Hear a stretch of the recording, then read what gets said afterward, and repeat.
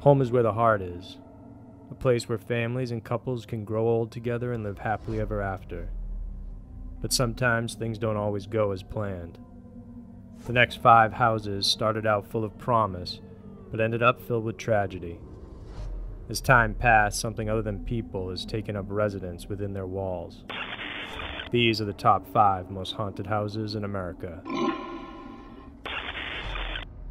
Number 5. The Sylvester K. Pierce Victorian Mansion. The S.K. Pierce Mansion was a true marvel for its time.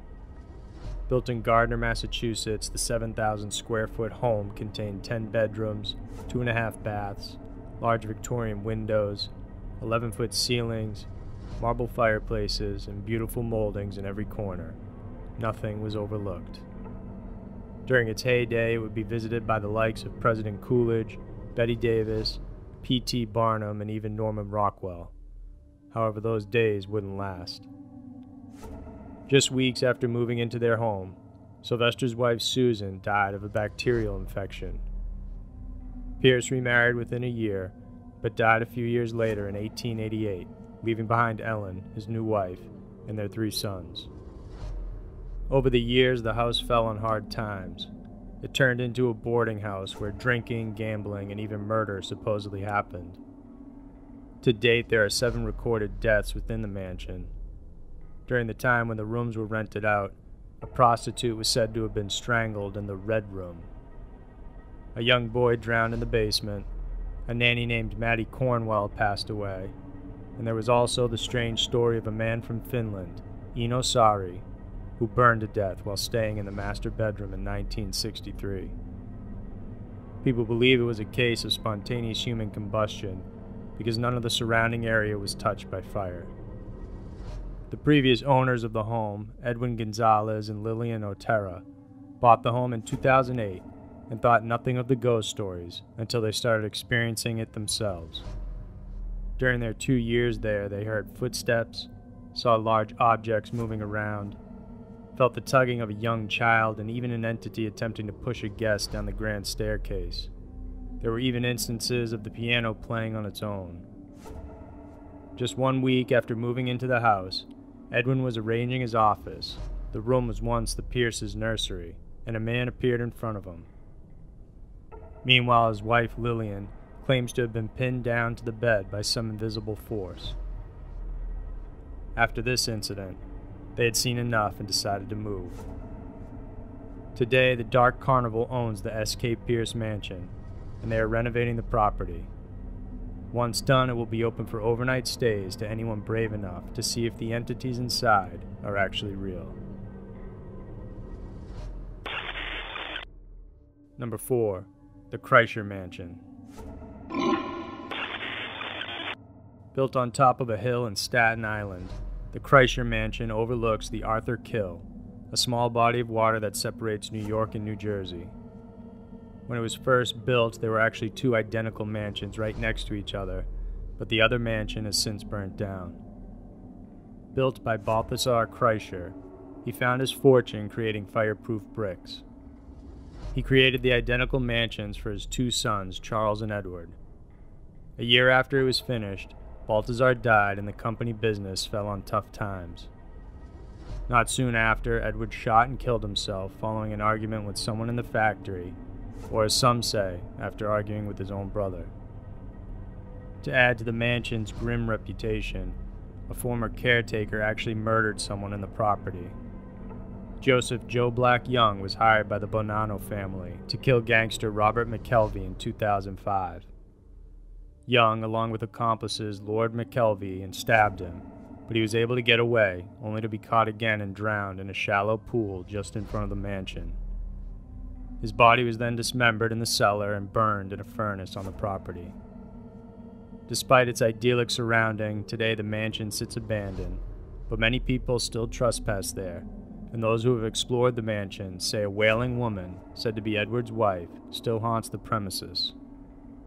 There are also stories of a cook that was murdered in the home, and he is said to haunt the kitchen, clanging pots and pans whenever people visit.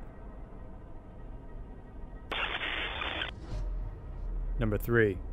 Franklin Castle. Built in 1881, Franklin Castle served as the home of German immigrant Hannes Tiedemann. After moving from Germany, Hannes became a successful grocer and banker, and he amassed a large fortune. The home was built not just to house his family in Cleveland, Ohio, but also to accommodate immigrating relatives for the first few months of their arrival. Even before moving into the community, Hannes had gained a reputation for being a loud and harsh man. This demeanor caused many to speculate that the many mysterious deaths that happened within the castle had something to do with him. The first death happened when Tiedemann's 15-year-old daughter Emma died from diabetes. However, rumors of her body being hanged in the rafters persist. Not long after, his mother Vibeke died of unknown causes. Between 1886 and 1888, the family saw 3 more of their children die inside the castle. With no known cause of death, speculation grew rampant that Hannes might have something to do with the deaths, and that even more missing children were possibly killed inside. Other deaths left unconfirmed within the house include that of a niece and a maid. By 1895, Tiedemann's wife died from liver disease, and a year after that he left and sold the castle. Since then, the house has switched hands from different owners. For 55 years, it became a hub for the German Socialist Party. Not much was known about what happened during this time, but reports of political assassinations, Nazi associations, wild parties, and more circulated. By the time they left, stories of the house being haunted by Emma began to surface. There's said to be mysterious passageways and secret rooms throughout the house, which many believe were used to keep the bodies of the dead children. A mysterious woman in black has been spotted several times in the turret window. Mysterious crying children, cold spots, spinning chandeliers, and even faces materializing on the walls have also been reported. One young boy said he knocked on the door of the castle, and someone said, "Come in." When he entered, he saw a woman in white gliding past the stairs and disappearing through a closed door.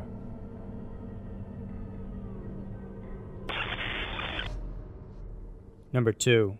The Whaley House. History and folklore convene at San Diego's Whaley House.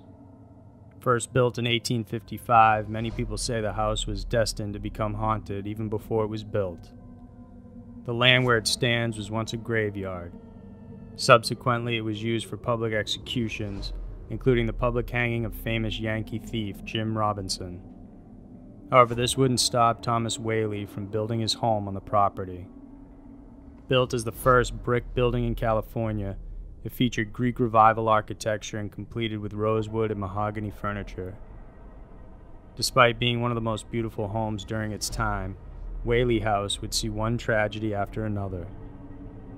The house first claimed the life of young Thomas Whaley Jr., who died of scarlet fever at just 18 months old. After that, the general store built within the house burned down, and for several years the family had to move out. When they returned, the large house got transformed into a home, but also a city courthouse, a general store, and a hub for the San Diego theater troupe. Eventually, though, many local businesses started transferring out of town, and the area was left desolate. Thomas and his family continued to live in the home. Violet, the youngest daughter, eventually married a man named George Bertolacci. She woke up one day without him by her side and found out he was actually a con artist who stole money and left. Out of shame and depression, she committed suicide in the home by shooting herself in the chest using her father's gun. Throughout the years, many descendants and family of the Whaleys lived and died in that house. Since then, workers and guests who have stayed there reported experiencing weird paranormal events. The first ghost that lingers around the ground is that of Jim Robinson. Even the Whaleys, when they lived in the home, reported hearing footsteps and seeing footprints left by him. Baby Thomas is also heard crying and giggling within. Witnesses also report seeing a young woman on the second floor of the house. Many say this is the ghost of Violet still mourning, while guests also say the sudden scent of French perfume, a favorite of his daughter's, would waft into the air. Lights flickering on and off, glasses clinking, and even a mysterious figure looking out from the windows are said to manifest in the home. Today the house functions as a museum. but the current owners know of the hauntings and offer special tours at night once a month to those looking to catch a glimpse of the spirits left inside.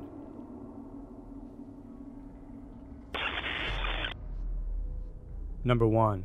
The Amityville House. One of the most famous haunted houses in the U.S., the legacy of the Amityville horror has lived on for generations. While many criticize the story as a hoax, others believe there was something sinister in the home while the Lutzes lived there. So what really happened in Long Island, New York, at 112 Ocean Avenue? It all began with the flies. Despite being the middle of December, plagues of flies would swarm the house as George and Kathy Lutz, along with their 3 kids, unpacked. Their new dream home, which they nicknamed High Hopes, was the start of a new beginning for the family. The Dutch colonial-style home featured 6 bedrooms, a swimming pool, and a boathouse since it was near a canal. The house had sat empty for nearly a year before the Lutzes purchased it for $80,000, a bargain for a home of that style and size. But there was a good reason why. The previous family that owned the place, the DeFeos, were brutally murdered inside the house. The killer was 23-year-old Ronald DeFeo Jr. At approximately 3:15 a.m. on November 13, 1974, Ronald grabbed a gun and began shooting his entire family while they slept. He killed 4 of his siblings, the youngest of which was 9 years old. Afterwards, he entered his parents' room and shot them both multiple times. The Lutzes were aware of the murders and decided to have the house blessed. Father Ralph Pecoraro arrived on December 18th as the family unpacked and went around the house to perform the rites. In the second-floor bedroom, while he flicked the holy water inside, he distinctly heard a masculine voice say, "Get out." He never told the family about the incident, but simply advised George to stay out of that second-floor room. Soon after, the family themselves began to experience strange phenomenon. Nearly every morning, George would wake up around 3:15 to check on the boathouse. It wasn't until later on that they found out it was the estimated time that the DeFeo murders occurred. Kathy would have vivid nightmares about the killings, managing to figure out the sequence of events on how it happened and where in the home. The children began sleeping on their stomachs as they never had before, which was the same position that the murdered kids were found. There were cold spots, weird smells, and strange noises throughout the house on a constant basis, and the children were even seen levitating in their beds by their mother. In January 1976, just 28 days after they moved in, the Lutzes had had enough. They took their kids, their dog, and left everything behind and never set foot back in the house again. The couple has declined to give full details on what exactly happened to them, simply stating that it was too frightening to talk about. The Amityville house has transferred owners over the years. The house has been revamped and the number on it changed. Some say the ghosts of the murdered family haunted the home, while Daniel Lutz, who was 10 years old at the time, said George dabbled in the occult and conjured up evil entities that he couldn't control. So those were the top 5 most haunted houses in America. They say time heals all wounds, but in the case of these houses, it seems the wounds and the entities living there refuse to heal, and they certainly aren't moving out anytime soon. If you like this video, please subscribe to our channel, and each week we'll bring you a new scary mystery to enjoy.